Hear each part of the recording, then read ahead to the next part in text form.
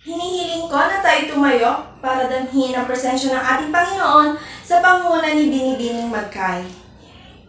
Amen. Magandang umaga, klase! Bago kayo umupo, ay tiyaking malinis at maayos ang inyong mga upuan.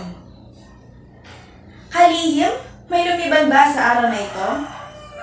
Mabuti kung ganoon. Noong nakarang araw, klase, ay tinalakay natin ang tungkol sa 3 kabanata na pinamagatang ang hapunan. Ngayon, sino sa inyo ang makapagbibigay muli ng ating tinalakay noong nakaraang araw? Subukin mo nga, Binibining Jikain. Mahusay! Tunay na ang naunawan ng ating naging talakayan noong nakaraang araw. Ngayon naman, klase, bago tayo dumako sa panibagong talakayan, ay mayroon akong inihandang gawain. Tatawagin itong Syoko Sagot Nyo.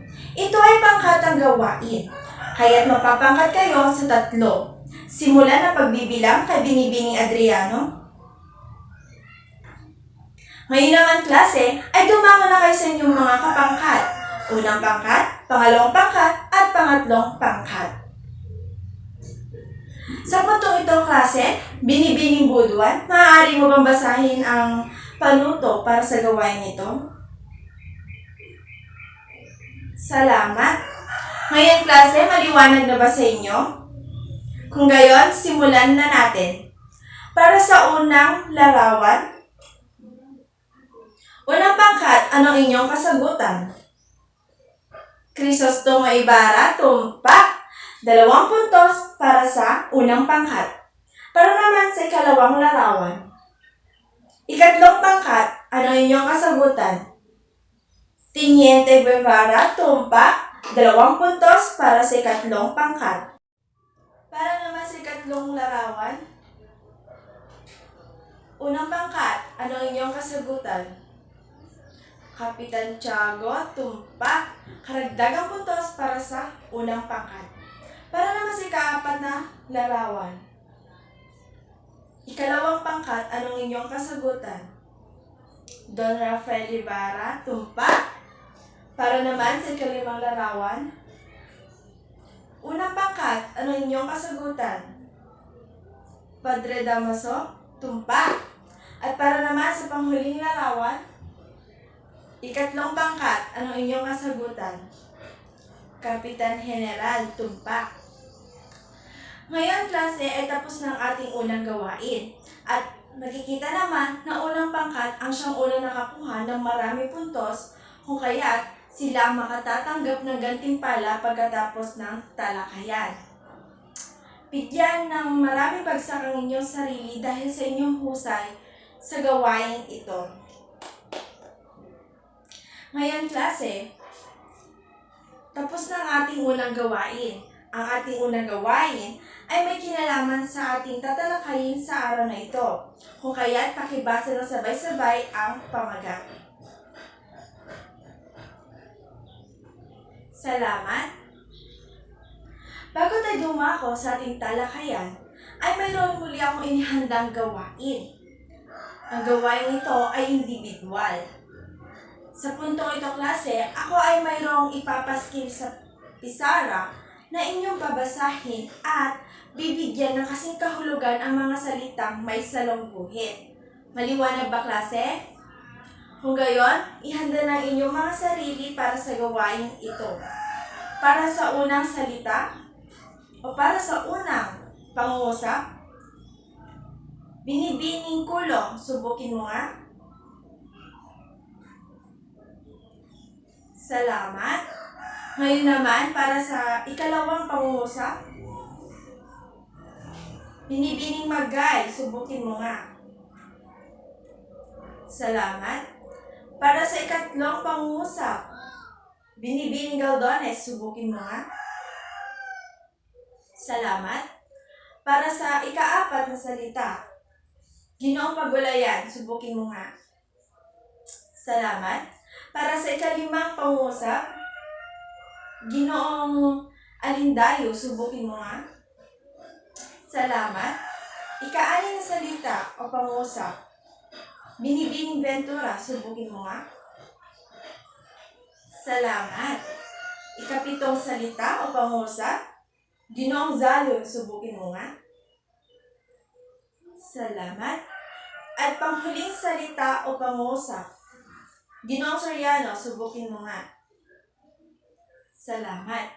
Ngayon naman klase ay pakibasa ng sabay-sabay ang salitang binigyang kasing kahulugan at ang inyong mga kasagutan. Salamat. Tama nga ang inyong mga kasagutan mula sa pagbibigay ng mababaw na pagkakasing kahulugan ng mga salita na salungguhitan sa mga pangungusap. Ngayon naman klase, dumako na tayo sa susunod na gawain. Ang mga salitang inyong binigyan ng mababaw na pagkakasing kahulugan, ngayon naman ay inyong bigyan o gawan ng pangungusap. Naliwanag ba? Kung gayon, magsimula na tayo. Para sa unang salita, Ginoong Domingo, subukin mo nga. Salamat. Para sa ikalawang salita, Binibining Kulo, subukin mo nga. Salamat. Para sa ikatlong salita, Binibining Corpus, subukin mo nga. Salamat.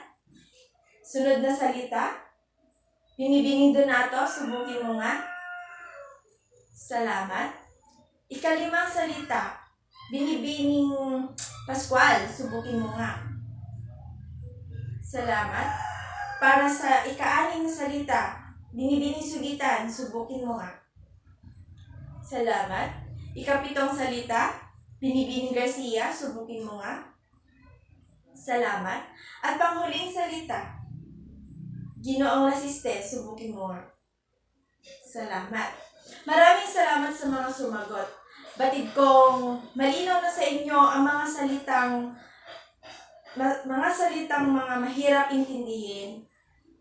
At batid kong naunawaan nyo na ang ating ginawang gawain dahil sa inyong mga pagbibigay kasing kahulugan at sa mga pangungusap, sa paggamit sa pangungusap nito, ay tama ang inyong mga ginawa.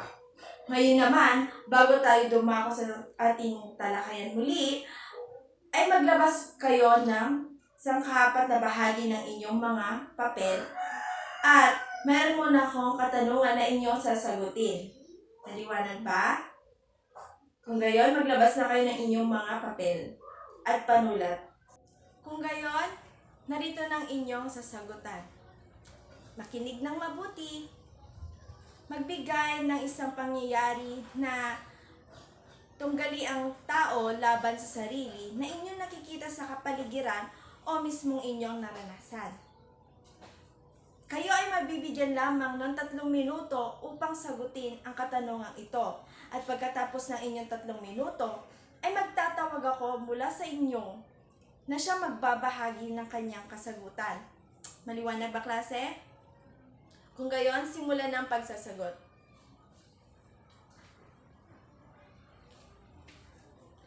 Tapos na ang inyong 3 minuto, kung kaya't humanda na kayo makinig ng mabuti.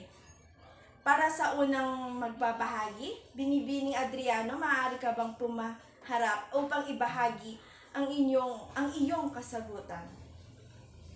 Salamat. Binibining Galdones, maaari mo bang ibahagi sa klase ang iyong kasagutan? Salamat.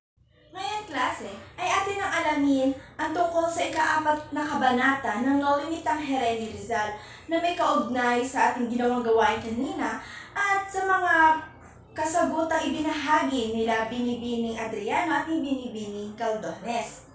Ngayon klase, kung inyong mapapansin, ako ay mayroong mahiwagang box dito. Ang box na ito ay naglalaman ng inyong mga pangalan para malaman kung sino ang siyang sasagot sa aking mga katanungan mamaya ay bubunot dito sa mahiwagang kahon na ito. Sa puntong ito klase, ang kahon na ito ay iikot kasabay ng musika. At kung huminto ang musika at kung sino ang matapatan ng kahon na ito ay siyang bubunot kung sino ang sasagot sa aking katanungan. Maliwanag ba klase? Kung gayon, inyo munang ihanda ang inyong mga panulat at papel upang isulat isulat ang inyong mga kasagot o mga tanong na inyong sasagutan maya-maya. Ngayon, klase, ay inyo na munang isulat ang mga katanungan. Tapos na ba? Kung gayon, inyo na ihanda inyong sarili dahil sa pagkakataong ito, 2 beses natin babasahin ang kabanatang ito. Sa unang pagkakataon ay babasahin ko at sa pangalawang pagkakataon ay inyong babasahin. Maliwanag ba? Makinig ng mabuti. Erehe at subversibo. Hindi mapagpasya si Ibarra kung saan siya pupunta. Bahagyang napawi ng malamig na dampi na panggabing hangin ang pangungunot ng kanyang noo. Matuloy nagdaraan ang magagandang sasakyan, samantalang mabagal ang takbo ng mga paupahang kalesa. Maraming naglalakad na mamamayan buhat sa iba't ibang bansa. Marahan ang mga hakbang ni Ibarra na parabang naglilibang lamang.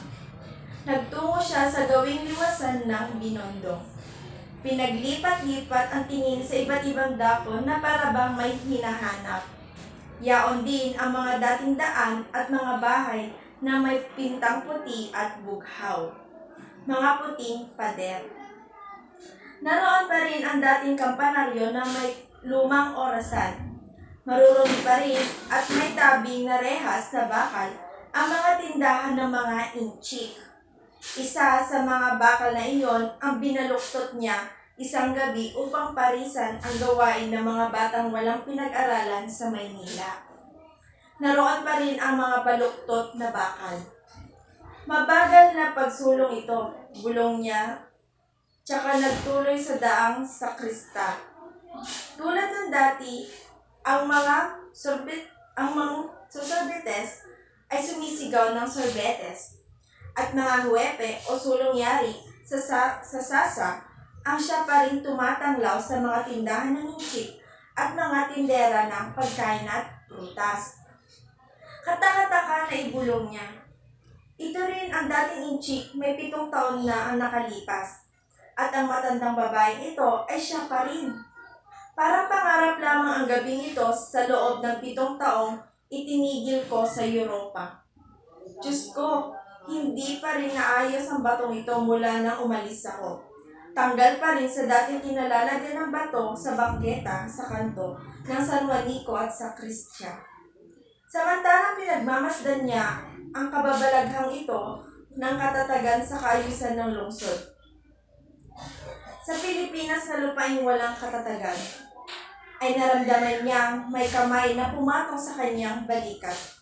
Lumingon siya at nakita ang nakangiting matandang tenyente. Wala sa mukha ng militar ang anyong mabangis o pangungunot ng kilay. Mag-ingat kayo, binata. Maging aral sana sa inyo ang sinapit ng inyong ama, payo nito. Ipagpatawad ninyo. Palagay ko'y labis na napamahal sa inyo ang aking ama. Masasabi ba ninyo kung ano ang kanyang sinapit? Tanong ni Ibarra sa militar. Hindi pa ba ninyo alam? Nagtataka ring tanong nito. Nagtanong na po ako kay Don Santiago. Ngunit na nga kung bukas pa niya sasabihin. Nalalaman po ba ninyo? Opo, namatay siya sa bilangguan at alam ito ng lahat. Napaurong ang binata at tinitignan ng tenyente. Sa bilangguan? Sinong namatay sa bilangguan? Ang inyong ama, sagot ng militar. Ang aking ama, sa bilangguan? Na bilanggo? Totoo ba ang sinasabi ninyo?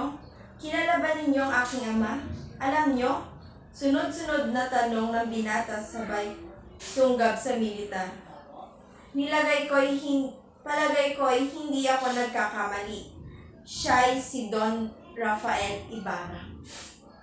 Siya po, si Don Rafael Ibarra. Mahinang ulit ng binata. Ngunit akala ko'y alam na ninyo. Pabulong na wika ng militar na biglang nakadama ng awa dahil sa napansing paghihinagpis ni Ibarra. Akala ko'y kayo'y. Ngunit lakasan ninyo inyong loob Dito po ay hindi maaaring maging marangal ng hindi nabibilanggo. Matagal bago nakatugon si Ibarra. Naniniwala akong hindi ninyo ako binibiro. Mahina niya ang wika. Maaari po bang sabihin ninyo sa akin kung bakit siya nabilanggo?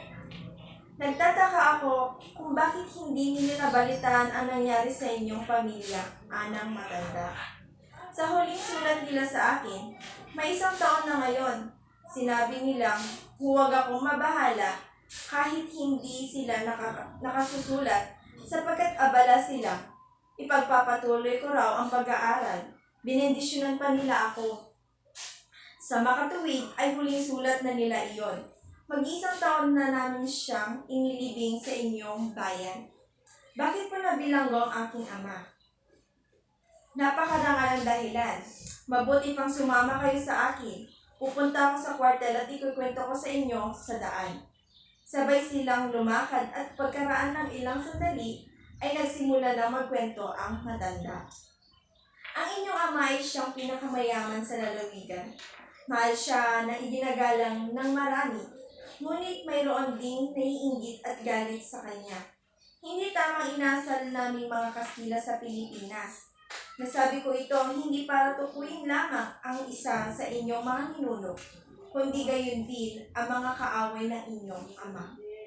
Ang pagbabago-bago, kawalang moral at disiplina ng matataas na opisyal, pagtatangkilikan, kalapitan sa Espanya at kamurahan ng pasahe patungong Pilipinas ang ugat ng lahat.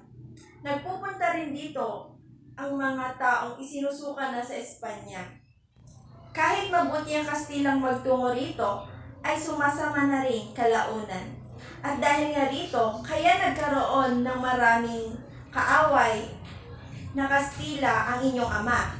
Isa na sa kanila ang kura. Tumigil muna sa pagkukwento ang tenyente. Ilang buwan makaraang umalis kayo ng Pilipinas ay nagsimula ang samaan ng loob ng inyong ama at ni Padre Damaso. Patuloy ng tenyente. Hindi ko alam ang tunay na dahilan, ngunit si Don Rafael ay pinaratangang ng di pangungumpisal ni Padre Damaso.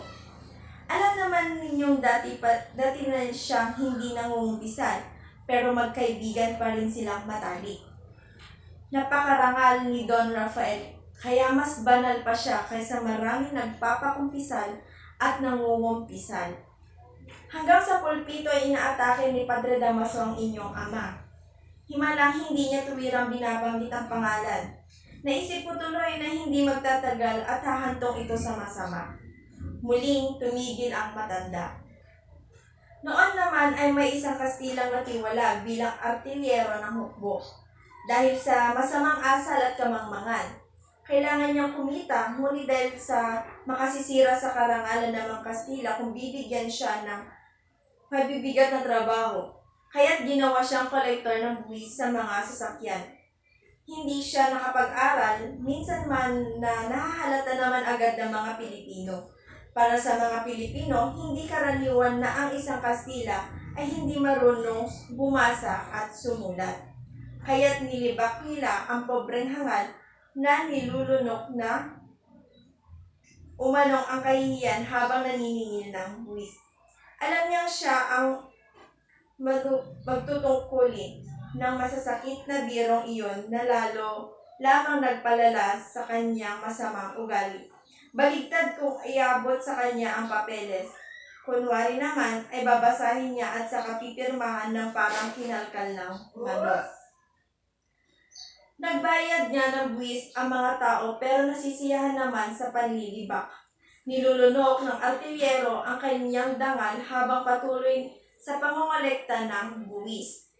Nasa ganitong takbo ang kanyang utak na mismong magkapalitan sila ng masasakit na salita ng inyong ama.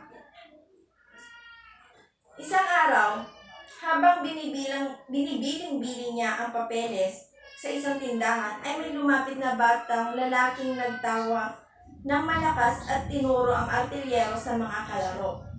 Narinig niya ang tawanan kaya nagpalingalinga. Napansin niya ang pagpigil sa pagtawa ng mga tao sa paligid.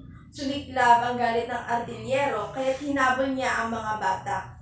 Nagtakbuhan ang mga nanunukso na malakas na sinisigaw ang Babebi Bobu. Galit na galit ang lalaki. Nang hindi niya abutan ang mga bata ay pinukol niya ng baston ang mga iyon. Tinamaan sa ulo ang isang batang lalaki at nawalan ng malay. Mabilis ito nilapitan ng kolektor at tinadyakan. Wala isa man sa mga naroroon ang nagtangkang umawat. Nagkataon naman noon na nagdara ng inyong ama. Sinugod niya at hinawakan sa kamay ang Kastila. Nagtangkang lumaban ang kolektor ngunit higit na malakas ang inyong ama. Itinulak niya ang Kastila, sabi ng ilan ay sinuntok niya ito. Sabi naman ng iba ay itinulak lamang. Nawalan ng panimbang ang kolektor at nabuwal.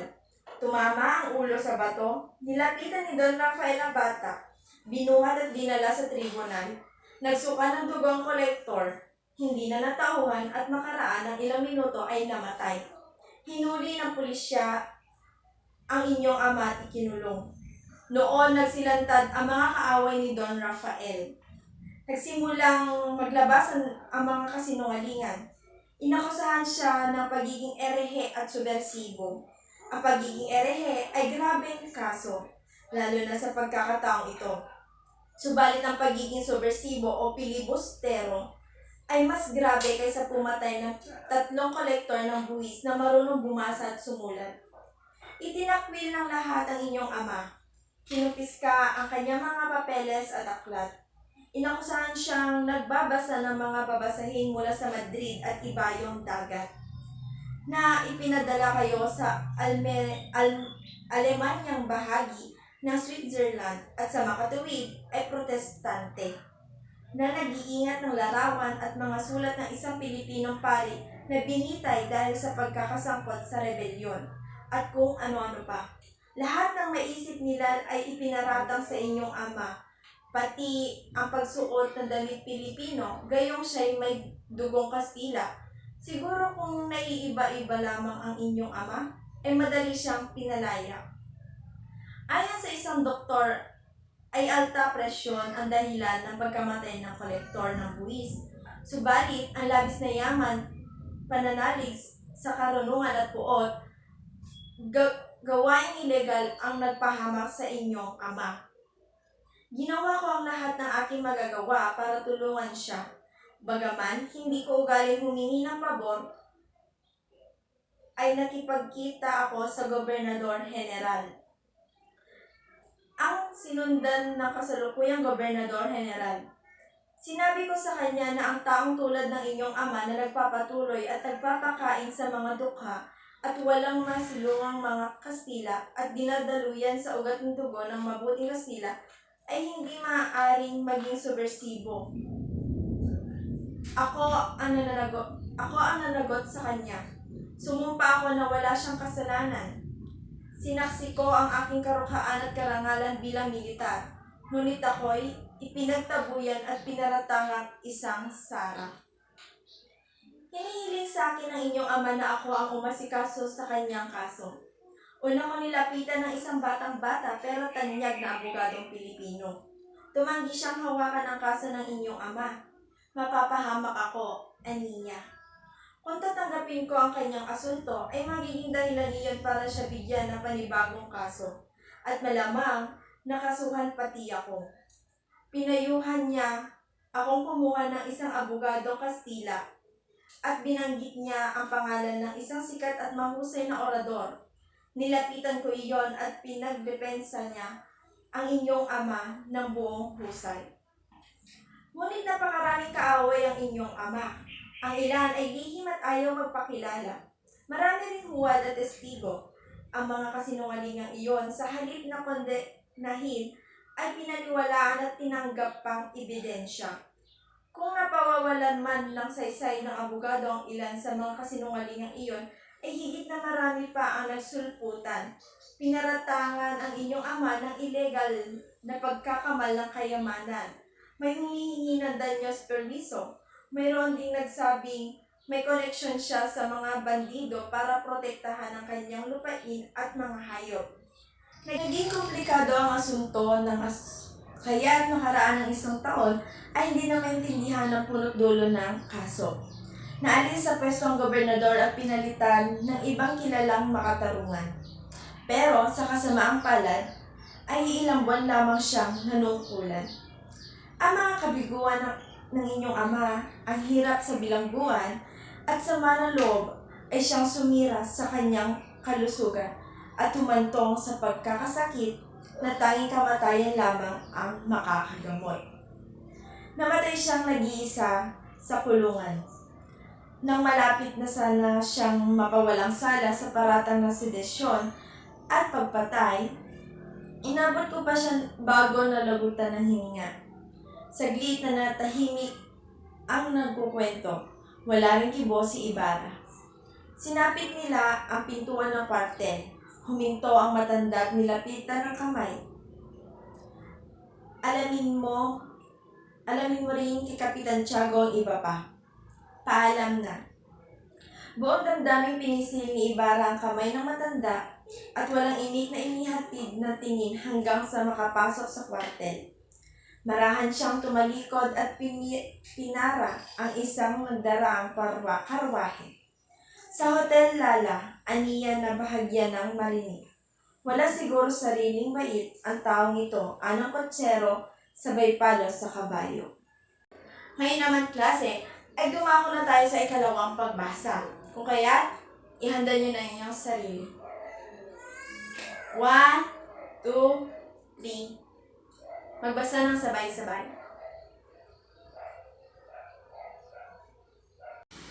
Ngayon klase, ay tapos na natin basahin ang ika-4 na kabanata ng Noli Me Tangere.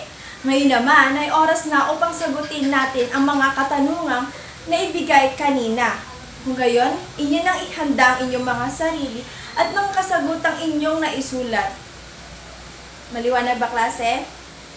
Kung gayon, narito na ang mahiwagang kahon upang alamin kung sino ang sasagot sa ating mga katanungan. Para sa unang katanungan, ang kahon ay maaari nang ipaikot.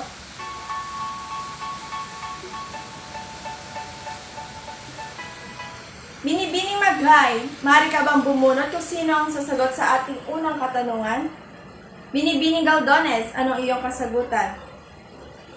Salamat! Bigyan siya ng isang bagsak. Para naman sa ikalawang katanungan, Binibining Maghay, maaari mo nang ipaikot ang mahiwagang kahon.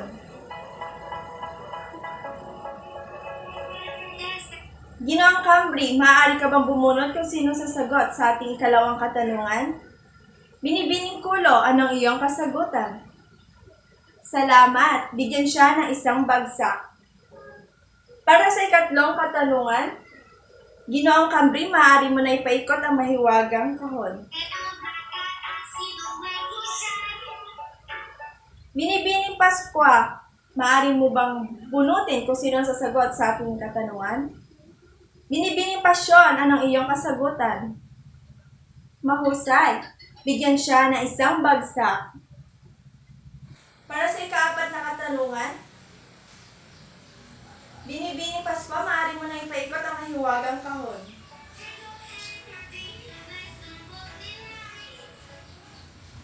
Ginoong Zalon, maaari mo bang bunutin kung sino sasagot sa ating katanungan? Binibining Rivera, anong iyong kasagutan? Salamat! Para naman sa ikalimang katanungan, Ginoong Zalon, maaari mo na ipaikot ang mahiwagang kahon. Binibining Rivera, maaari ka bang bumunot kung sino ang sasagot sa ating katanungan? Ginoong Ramos, anong iyong kasagutan?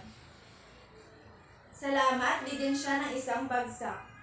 Para naman sa ika-7 katanungan, Binibining Rivera, maaari mo na ipaikot ang mahiwagang kahon.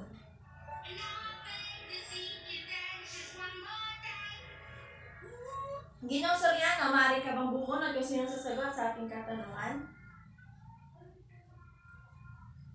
Binibining Ventura, ano iyong kasagutan?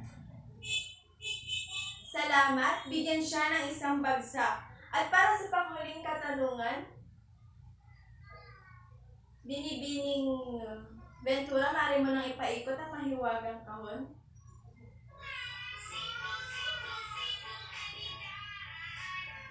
Binibining Banda, maaari ka bang bumunod kung sino sasagot sa huling katanungan? Binibining Adriano, anong iyong kasagutan? Salamat! Kung gayon klase ay maghanda na kayo para sa susunod pang gawain. Ito ay isang pangkatang gawain pa rin, kung kaya maaaring magtulungan kayong magkakagrupo. Ngayon, itong inyong gawain.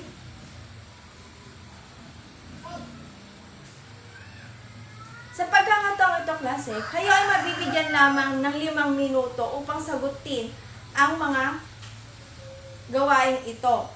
At pagkatapos ng inyong 5 minuto, ay magtatala kayo ng siyang magbabahagi ng inyong ginawa sa mga kaklase ninyo.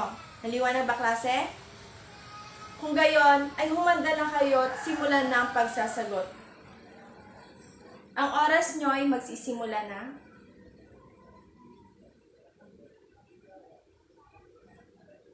Tapos na ang inyong 5 minuto, kung kaya't ang mga nagtalang mga kumakatawan sa inyong mga pangkat ay pumaharap na at ikabit ang inyong mga ginawang or inyong mga kasagutan. At dahil 3 pangkat ang unang natapos, ay silang unang magbabahagi ng kanilang ginawa. Simulan mo na. Salamat. 2 pangkat at unang pangkat. Mula sa tinalakay sa araw na ito, ano ang masasabi mo sa mga taong nakaranas ng ganitong uri ng sitwasyon kahit wala namang ginagawang kasalanan? Maaari mo bang subukin, Binibining Adriano? Salamat. Bigyan siya ng isang bagsak. Ngayon naman, Dinong Alcantara, maaari mo bang subukin o bigyang karagdagan? Salamat. Sa ganoong sitwasyon, hindi natin maiiwasan nga na kung sino pa ang tumutulong ay siya pa ang naagrabyado. Ngayon klase, kung ating susuriin ang tinalakay sa araw na ito, ay ating mapapansin ang tunggalihang tao laban sa sarili. Ngayon, sino sa inyo makapagbabahagi sa klase? Subukin mo nga, Binibining Pascual. Salamat. Ngayon, sino sa inyo makapagbibigay ng buod ng ating tinalakay sa araw na ito? Subukin mo nga, Binibining Banda. Salamat. Bigyan siya ng isang bagsak. Patid kong lantad din ang naunawaan ng ating tinalakay sa araw na ito. Ngayon naman klase, ay maglabas kayo ng isang buong papel at inyong mga panulat. Kayo ay mabibigyan ng sasagutin. Sa puntong ito, ay sasagutin nyo ito ng 5 minuto lamang. At pagkatapos sumagot, ay babasahin natin isa-isa at aalamin ang inyong mga kasagutan. Naliwanag ba, klase? Kung gayon, ay ito na inyong mga kopya.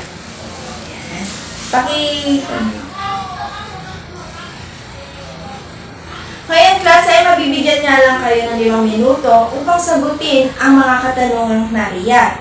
At pagkatapos, ay babasahin natin isa-isa at aalamin natin isa-isa ang mga katanungan or ang mga kasagutan. Kung gayon, ang inyong 5 minuto ay magsisimula na. Tapos na ang inyong 5 minuto, kung kahit nakipagpalitan na ng inyong mga papel sa harap at likod.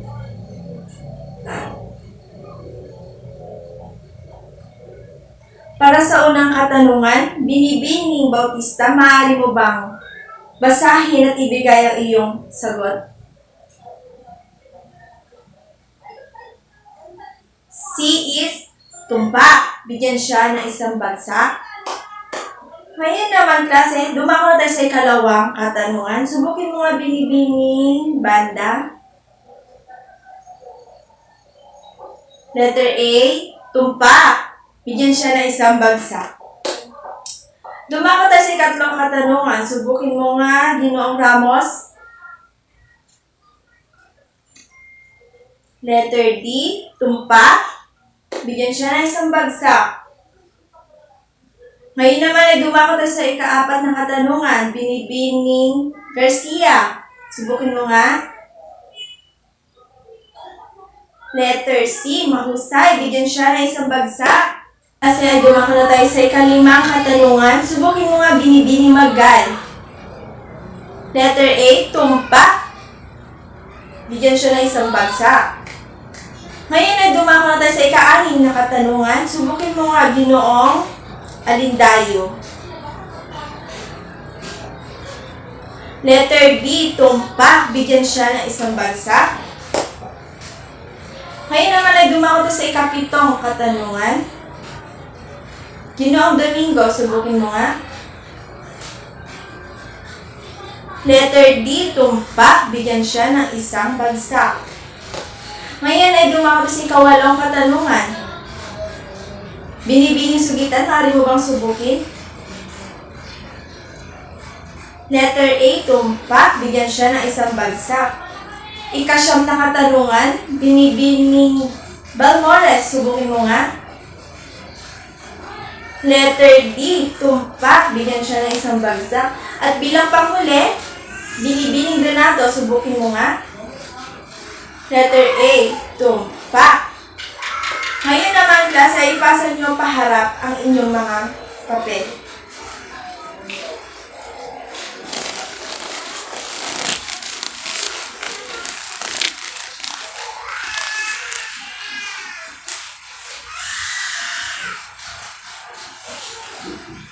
Ngayon, klase, batid kong lantad niyo ang naunawaan ng ating talakayan sa araw na ito. Dahil ba sa inyong mga puntos ay ang tataas. Ngayon naman, klase, para sa ating susunod na tatalakayin ay maaaring pakibasa ang pahina 484 hanggang 486, ang ikalimang kabanata ng Noli Me Tangere. Maliwanag ba, klase? Kung gayon, paalam, klase.